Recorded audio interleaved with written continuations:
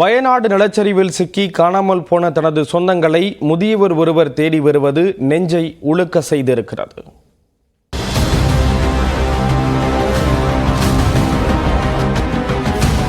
வயநாட்டில் ஜூலை 29ஆம் தேதி நள்ளிரவில் பெய்த அதி கனமழை மற்றும் நிலச்சரிவால் பூஞ்சேரி மற்றும் முண்டக்கை சூரல்மலை கிராமங்கள் சிதைந்துவிட்டன.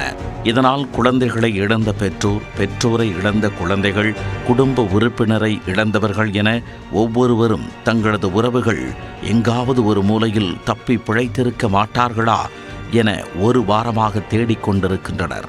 அப்படி உறவுகளை தொலைத்துவிட்டு ஒரு குறைந்த கிராமத்திற்குள் கண்ணீருடன் உலவுகிறார் முதியவர் ஒருவர்.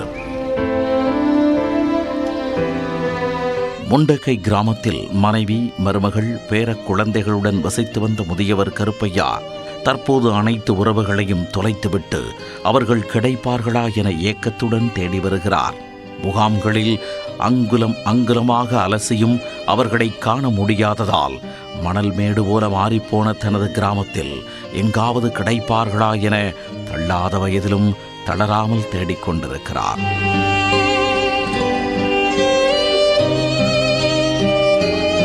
ஒருவேளை அவர்கள் இறந்திருந்தால் கடைசியாக ஒரு முறை உடலை மட்டுமாவது பார்த்துவிட வேண்டும் என கண்களில் உறக்கமின்றி பொக்லைன் எந்திரங்கள் பூமியை கிளறுவதை கண்கொட்டாமல் பார்த்து கொண்டிருக்கிறார் இந்த 71 வயது முதியவர். நிலச்சரிவு ஏற்பட்ட பகுதிகளில் காணும் இடமெல்லாம் இதயத்தை ரணமாக்கும் காட்சிகள் நிறைந்திருக்கும் நிலையில் சற்று ஆறுதலான நிகழ்வுகளும் நம்பிக்கையை மீட்டெடுக்கின்றன. 6 நாள் தேடுதலுக்கு பிறகு தான் தூக்கி வளர்த்த செல்ல பிராணியை கண்டுபிடித்த பெண்மணி அதனை கட்டி அணைத்து கொஞ்சி அன்பை பொழிந்தார். தன்னை வளர்த்தவரை மீண்டும் பார்த்த மகிழ்ச்சியில் அந்த நாய் பாசத்துடன் விளையாடி மகிழ்ந்தது.